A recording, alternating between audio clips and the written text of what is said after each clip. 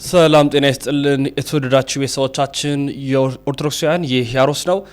ኦርቶዶክሳዊ መረጃዎቻችን ጀምሯል። ላይክና ሼር በማድረግ ትብብር አጋርነታችሁን በማሳየት ሁላችሁም ከጎናችን በመቆም መረጃዎችን ለመላው ዓለም እንዲዳረስ ትብብር አጋርነታችሁን አሳዩ እያልኩኝ በቀጥታ ወደ መረጃችን አመራለሁ። በዚህ በአርሲ ላይ ኦርቶዶክሳውያኑ ግድያው እንደቀጠለ ነው። ኦርቶዶክሳውያን ላይ የሚደርሰው ጥቃት እንደቀጠለ ነው። መፈናቀል፣ ስደት፣ መከራው ዛሬም አላባራም። መከራ ሞቱ እንደቀጠለ ነው። ብዙዎቻችን ዛሬም ድረስ ዝምታችንን ሰብረን ድምጻችንን እያሰማን ቢሆንም ቅሉ ግን ነገሩ ከበድ ብሎ የመጣ ይመስላል። ይሄ ሁሉ እንዳለ ሆኖ የተለያዩ መምህራን በተቻላቸው አቅም ድምጻቸውን እያሰሙ ዝምታቸውን እየሰበሩ ይገኛሉ። ከኒ መካከል ዲያቆን ሄኖክ ኃይልና ዲያቆን ዘላለም ታዬ ቀጥታ አሳዛኝ መረጃ አቅርበዋል። ከዲያቆን ሄኖክ ኃይሌ እንጀምር። እንዲህ ይላል ሄኖክ ኃይሌ በትስስር ገጹ ለቅዱስ ሲኖዶስን ለጳጳሳት አባቶቻችን ያስተላለፈው መልእክት። ተወዳጁ ዲያቆን ሄኖክ ኃይሌ በኦሮሚያ ክልል በአርሲ በተለይም ገጠራማ አካባቢዎች በኦርቶዶክሳውያን ምእመናን ላይ የደረሰ ያለውን ተደጋጋሚ ግድያና ስጋትን በተመለከተ ጠንካራ መልእክት አስተላልፈዋል። በመልእክቱም ይህንን ጽሑፍ ቁጭ ብለህ ያነበብክ ያለኸው በዚህ ሰዓት ምስራቅ አርሲ ገጠር ውስጥ ስላልተገኘ ብቻ ነው። በዚች ቅጽበት በስጋት ውስጥ ሆነው አሁን ማን ይመጣብን ይሆን ያሉ የኦሮሚያ ምእመናን ቁጥራቸው ብዙ ነው። ከቀናት በፊት የተገደሉትን እየተናገርን ሳለ አሁን ደግሞ ሌላ ቦታ 5 ሰዎች እንደተገደሉ እየሰማን ነው ብሏል። ከሴፍ ልጇ ማስጣል ያልቻለች የአርሲዋ እናትስ እንዴት ዝም እንበላት? ይህንን የማያቆም ሞት ዜና ሰምተን ወደ ጉሮሯችን የሚወርድ ምግብና መጠጥ የምንተኛው እንቅልፍ የለም። የእነርሱ ሞት የእኛ ሞት ነው፣ የእነርሱ መቁሰል የእኛ ቁስል ነው በማለት የችግሩን አስከፊነት ገልጿል። አንደኛ አለ ምህላ እንዲታወጅ ለተሰዉት ተገቢውን ክብርና ጸሎተ ፍትሐት እንዲደረግላቸው ጠይቋል። 2 ቤተ ክርስቲያን በአስተዳደራዊ መዋቅሯ መንግስት ተገቢውን እርምጃ እንዲወስድ በሙሉ ትኩረት እንድትሰራበት ጊዜው አሁን መሆኑን አሳስቧል። 3 ቅዱስ ሲኖዶስ በዚህ አይነት ጊዜ የሚያሳየው ምላሽ ከሌለ ቤተ ክርስቲያን አልባ ክርስቲያን በራሱ ላይ ይፈጥራል በማለት የኃላፊነት ስሜት እንዲሰማው አሳስቧል። ኦርቶዶክሳውያን ምእመናን ይህንን ጊዜ ለመካሰስ አባቶችን ለመሳደብ አንዱ ሌላውን ለማስጠቆርና ለመናቆር ሳይሆን ለጸሎት፣ ለምህላ፣ ለሰብአዊ ስራና ችግሮችን የሚፈቱ ዘላቃዊ መፍትሄዎች ላይ በትብብር ለመስራት ምክንያት እንዲያደርጉ ጥሪ አቅርበዋል። ጉዳዩን በኦርቶዶክሳውያን ላይ ብቻ ሳይሆን በኢትዮጵያ ላይ የተቃጣ ጥቃት ነው ብለው ያወገዙ የሌላ እምነት ተከታዮችንም አክብሯል። በክፉ ቀን ክፋታቸውን ላሳዩ ደግሞ ለሰማያዊ ዳኛ ሰጥተናቸዋልም ሲል ዲያቆን ሄኖክ ኃይሌ ተናግሯል። አያይዞም ዲያቆን ዘላለም ታዬ በስር ገጹ ለምን እንኑር ትላላችሁ ሲል ይገልጻል። ጽሁፉን እንዲቀጥላል። በአክራሪ ቡድኖች የሚሰነዘረው ጥቃት በናይጄሪያ እንኳን በነጻነት በቤተ ክርስቲያን መገኘት ቀርቶ መጽሐፍ ቅዱስን እንደ ንብረት ማኖር፣ የከባድ የጉልበት ስራ ተቋማት ውስጥ በማሰር በማሰቃየትና መግደል፣ በሰሜን ኮሪያ እምነት የመቀየር ሰብአዊ መብት በህጋቸው አርቅቀው የሌላውን ወደ ክርስትና እምነት መመለስና ስብከትን ክርስትና እንዳይስፋፋ የሚጋፋ የሂንዱ እምነት ተሟጋቾች በህንድ ሁሉንም ቤተ እምነቶች ለመቆጣጠር በሚል ህግ ውስጥ የመግለጫ እምነት ምልክቶችን ወይም ቅዱስ መስቀልና ተያያዥ መግለጫዎችን እንዲታዩ እስከ መከልከል አልፎም ቤተ መቅደሶችንም መዝጋት፣ በስርዓተ አምልኮ ውስጥ እንኳን ቋሚ የሆኑ የካሜራዎችን በሁሉም አቅጣጫ ያሉ ክትትል ነጻነት የሚነፍኩ ክትትሎችን በቻይና በሀገራችን ብቻ ሳይሆን በሌሎች ቦታዎች ላይም የተለያዩ ክርስቲያኖች ላይ የሚደርስባቸው መከራዎችና ግፎች እንደቀጠሉ ነው። ምን ያገናኛቸዋል? የቤተ ክርስቲያን ጠላቶች ከላይ እስከ ታች ድረስ ከሌሎች አቻዎቻቸው ማሰቃያ፣ ማሸማቀቂያ፣ መግደያ ልምዶች ጋር ወስደው እንድንመለከተውና ይህም እኮ በዚህ ሀገር ተፈጽሞ ነበር እንደምንለው በእኛም ዘንድ ሌሎች ክርስቲያኖች መከራቸውን ያለፉባቸውን መንገዶች ተግባራዊ ማድረግ የነገ ሳይሆን የዛሬ ስራቸው መሆን እንዳለበት በየዘመናቱ በተለያዩ ምክንያቶች ቢሆኑም ያልቆሙ መከራዎች፣ የሰይጣን ፈተናዎች በዚች ቤተ ክርስቲያን ላይ የማይቋረጥ መሆኑን ቢያሳይም አብረን ግን በእኛም ስንፍና መዘናጋት ነገርን ዳር አለማድረስና ለችግሮች በሚነገረው ግንዛቤ ልክ አብሮ ላልሰራቸው በግልጽም መፍትሄ ሳንፈልግላቸው ቀርተን ይህ ሁሉ መከራ የመጣብን ይገኛል። በስፋት ብዙ ነገሮችን ያነሳና ይቀጥላል። ቢገድሉንም አንሞትም እያላችሁ አንዳንዴም ለእምነታችሁ እንሞታለን ስትሉ የተሰማችሁ ለምን ትገሉናላችሁ ብላችሁ ትጮኻላችሁ የሚለን መቼም አይጠፋም። ልክ ነው። ለምናምነው እምነታችን እግዚአብሔር ቢረዳንም ሞቶ የሰጠንን ሕይወት ላለማጣት ሞተን ሕይወታችንን እንጠብቃለን። እውነት ነው። የእውነተኛ ክርስቲያኖች ደም ዘር ነውና በቅለን እንበዛለን፣ የገደሉም እንማረካለን። ይህም የእግዚአብሔር መሐሪነትን ሴፍን አንስቶ ለመጣበት የሚያሳየው የፍቅር በቀሉ ነው ብለን እናምናለን። ይህ ማለት ግን የራሳችንን እምነት መነሻ በማድረግ ሊገድሉን ለሚነሱ ለተጻፈ ይኸው ግደሉን እንላለን፣ በተለያየ ምክንያት መጥቶ ለሚያቃጥለንም ለሚያጠቃንም ምንም አንልም ማለት ግን አይደለም። አንድ ኦርቶዶክሳዊ ጻፊ ክርስቲያኖች በምድር እንደሚኖሩ ባሉበት ሀገር ዜጎች ሲሆኑ እንደ ዜጎች የሚጠበቅባቸውን እያደረጉ ይኖራሉ። ግን ለሰማያዊ ዓለም ደግሞ ነዋሪዎች ናቸውና ጥለውት እንደሚሄዱ ስለሚያውቁ እንደ ስደተኞች ይኖራሉ ይላል። እንደ ስደተኝነታችን ጥለናት ለምንሄዱ ዓለም ባንጨነቅም ባለንበት ቦታና አካባቢ ግን ነዋሪዎች ዜጎች ነንና ለመንግስተ ሰማያት እስክንበቃ እንኑር ማለታችን አያስወቅሰንም። ሌሎች ፍትህና መብት ሲነፈጋቸው እንዲኖሯቸው የምንጠይቀውን እናት ቤተ ክርስቲያን ለእሷና ልጆቿ መጠየቅ አለብን፣ እንጠይቃለንም። ፍቱን አባቶቻችን እንዲመሩን ከጠየቅን አልፈን እንለምናለን። ካለውም ከሌለውም ቆርሶ ለሚሰጠው ምእመን ድምፅም ጉልበትም እንድንሆን እንሞክራለን። የጠላችኋት የጸለየችና የምትጸልዩላችሁን ቤተ ክርስቲያንን ቀኑ ደበዘዘ ብላችሁ ለምትናገሩባት ዝም ያላችሁባት ሁሉ ግን እሷም ስለ እናንተ ጸሎቷን አታቆምም፣ እኛም ልጆቿ ስለ እናታችን ቤተ ክርስቲያን ዝም አንልም በማለት ሰፋፊ መልእክቶችን ዲያቆን ዘላለም ታዬ አቅርበዋል። መምህራኑ ድምፃቸውን አሰምተዋል። ሊቀ ሊቃውንት ስምዐኮነ መልአክ፣ የእንታ ገብረ መድኅን እንየው፣ የእንታ መዝገበ ቃል፣ አባ ገብረ ኪዳን በርካታ ሊቃውንት በዚህ በሽርካ ላይ የደረሰ ያለውን መከራ፣ ሞት፣ ግፍ ተቃውመዋል። የተለያዩ አባቶች መልእክቶችን ያስተላልፉትና ከሰሞኑ የተሰማውን የምስራቅ አርሲ ላይ የተሰማውን አሳዛኝ ዜና በማስደመጥ እንመለሳለን። እንደ ክርስትና የተሰቃየ እምነት አለ እንዴ? በምድር ላይ የለም እኮ። ታውቃላችሁ፣ የመጀመሪያው ክፍለ ዘመን ጀምሮ እኮ ምን ይደረግ ነበር? ክርስቲያኖችን ጦም አውለው ህዝብ ተሰብስቦ ስቴዲየም ላይ የተራቡ ውሾች ይለቀቃሉ። ጦማቸውን 3 ቀን ያደሩ ክርስቲያኖች ከተራቡ ውሻዋ ጋር ምግብ ይሰጣቸዋል።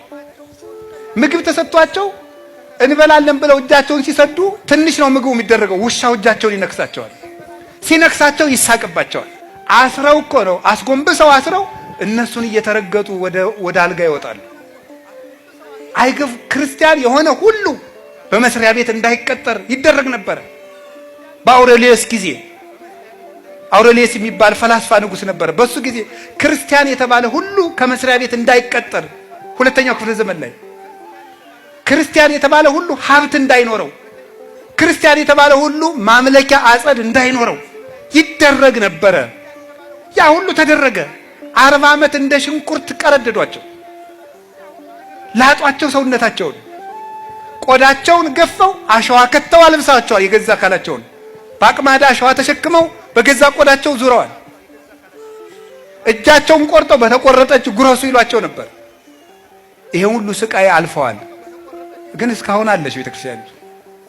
የኢትዮጵያ ቤተክርስቲያን እንኳን ብታዩት የወዲት 40 ዓመት ግራኝ ወደ 17 ዓመት አቃጥሏታል። በጣም ብዙ መከራ። በጣሊያን ጊዜ የተሰቃዩት የደብረ ሊባኖስ መነኮሳት፣ የምድረ ከብድ መነኮሳት፣ በዚህ በጎጃም በጎንደር በሸዋ ያለቁ መነኮሳት፣ አዲስ አበባ ውስጥ የታረዱ ሊቃውንት።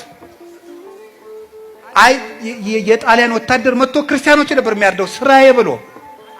የቅኝ ግዛት የሀብት ማስፋፊያ መስሏቸዋል። ቤተ ክርስቲያንን ለመግደል ለማጥፋት ነበር የመጡት እንጂማ ሄደው ለግዛት ማስፋፋት የመጣ ሰራዊት ሂዶ መነኩሴ ያርዳል?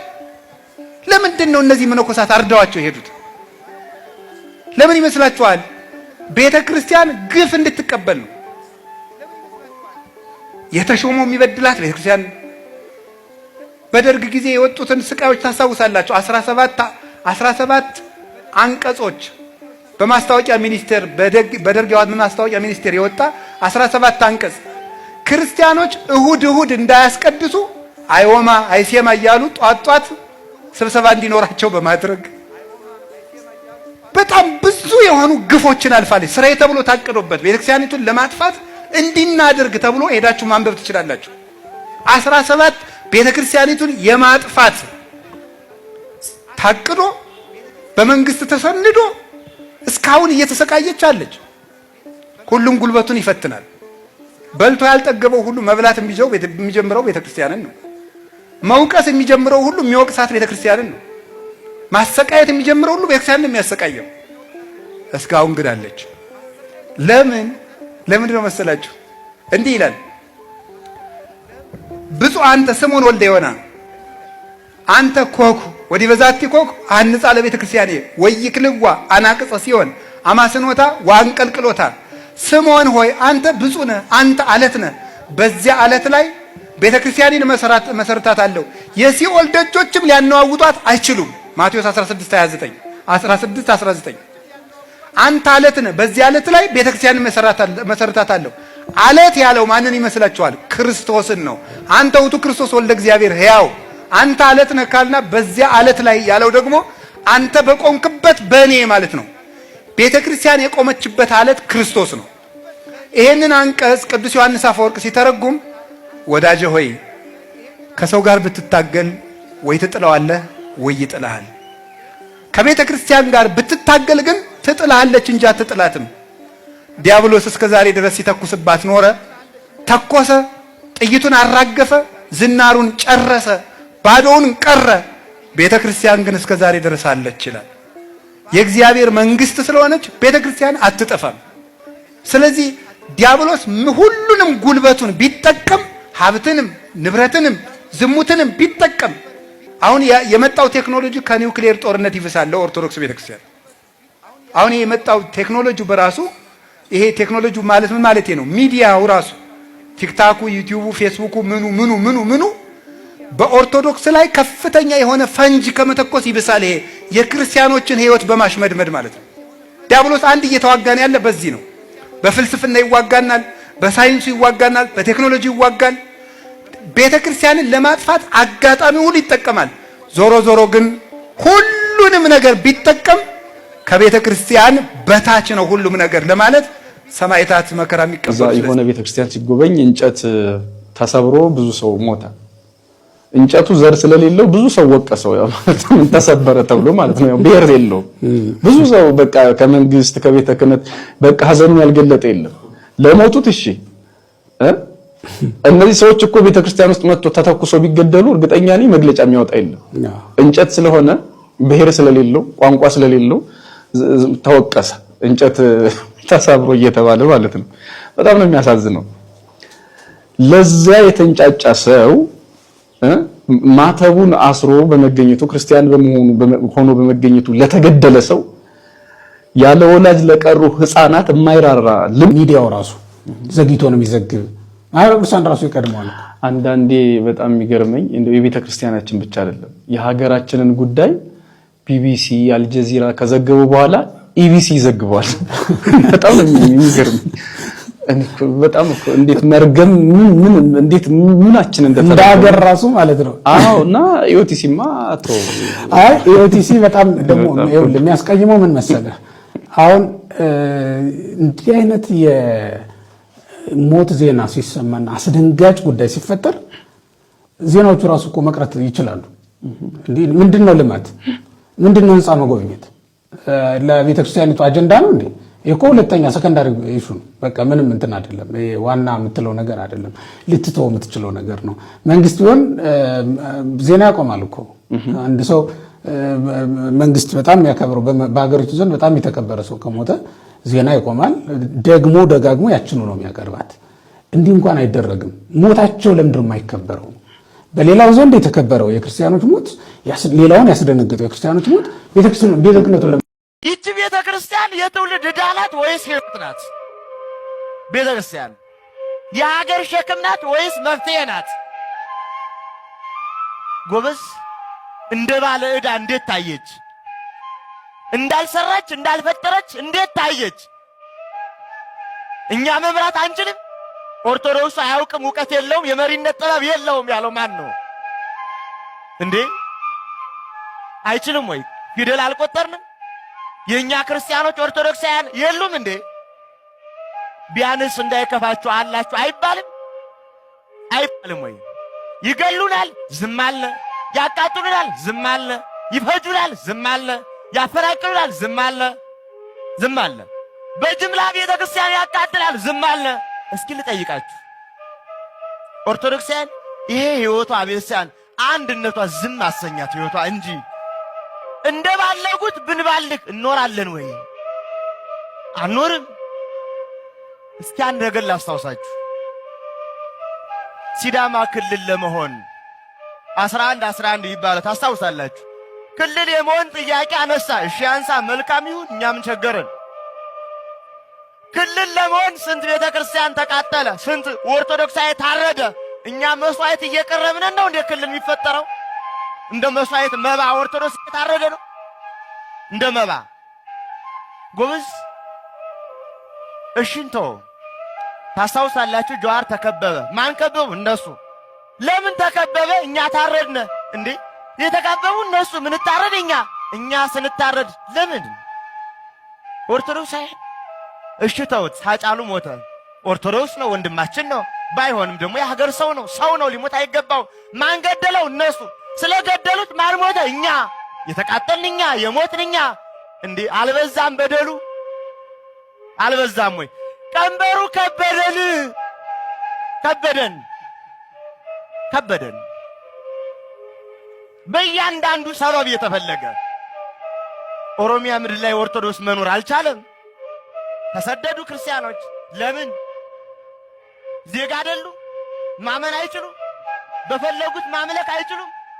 የነፍጠኛ ታቦት ይውጣልን። ማን እንዴ? ጎበዝ። ይቺ ቤተ ክርስቲያን በደሏ ምንድን ነው? እኛ ክርስቲያኖች ራሱ ምንድን ነው የበደል ነው? ምንድን ነው የበደል ነው? ዝም ማለት፣ መረጋጋት፣ እንዳበዱት አለማበድ፣ ሀገሬ ሕይወቴ ማለት፣ ታሪኬ ማለት ወንጀል ነው? ወንጀል ነው ወይ? አስባችሁታል? ባለፈው ወራት እዚህ ከተማ ጥምቀት አክብረናል፣ አክብራችኋል። ጥምቀት ማክበራችን ለነሱ እንጀራ ነው። ምን ጎዳ? ጥምቀት ስናከብር እንጀራ እንሰጣለን። ኦርቶዶክስ ባትኖር ስንት መስሪያ ቤት ይዘጋል። ሰው እንጀራውን ይጣላል። እንጀራውን የሚበላውን ሰው ይደፋል ወይ? እኛ እየሆነብን ያለው እንጀራ እናቀርባለን፣ ይጠሉናል። እኛ ማንንም ክፉ ይሁን አንልም። እንተና ተቀይሮ እንተና ይምጣም አይደለም ጉዳያችን። ኦርቶዶክሶች ዜጋ ናቸው ወይ? እንደ ሰው የመምራት ጥበብ አቅም አላቸው ወይ? በትምህርት የሚያዳክሙን እኛው። የኛው ኦርቶዶክስ አይማርም፣ ሲፈተን ይወድቃል፣ ይጣላል። ይህ እኮ በጣም በደል ነው ጎበዝ። ይህ እኮ ማሰብ ይጠይቃል። እንዴ ማሰብ ይጠይቃል እኮ። ኦርቶዶክስ ሆነን እንዴት እንቀጥላለን እንዴ? ምን አገናኘው? መጾም መጸለይ ነው። እንጾማለን፣ እንጸልያለን፣ ንስሐም እንገባለን፣ እንቆርባለን። ግን መብታችን ደግሞ ሊነካ አይገባም። ይህ ሰው አይደለን? ቅድስት ቤተ ክርስቲያን ትናንት በነበራት ሕይወት ቅድም ሰምታችኋል። አዲሲቷ ኢትዮጵያ ኢትዮጵያ የሚሉን የትኛው አዲስ? የትኛው አዲስ? እኛ ምን መሄድ ምንፈልገው እስከ ዜማችን ነው። ዜማችን አሮጌ ነው። እኛ ምንፈልገው እስከ በዓላችን ነው። በዓላችን አሮጌ ነው። እኛ ምንፈልገው እስከ ገዳማችን ነው። ገዳማችን አሮጌ ነው። እኛ መሄድ ምንፈልገው እስከ ሁለንተና የክርስቲያን ሕይወት ነው። ሕይወታችን አሮጌ ነው። እኛ መሄድ ምንፈልገው ትናንት በነበረው የብራና ታሪካችን ነው። አሮጌ ነው ወይ ታሪካችን? እንዴ መጠይቁ ይጠይቀናል። አዲስ አዲስ አዲስ። ምን አዲስ? እንሰራለን፣ እናመርታለን፣ እንለወጣለን፣ ማደግ ይገባናል። ለሀገር አበርክቶ ሰላም ማውጣት አለብን። ግን ክርስትና የበደለው ምንድን ነው? በምዕራባዊ አእምሮ ቅድም መምህር ባረ ጥበብ እንዳሉን በምዕራባዊ አእምሮ እየተሸወድን ሀገር ነውና መረጋጋትን ብለን ስላል ፍርሃትም አይደለም። ይህም መታወቅ ያለበት ጉዳይ ነው። ኦርቶዶክሳውያን ምን ይሰማናል?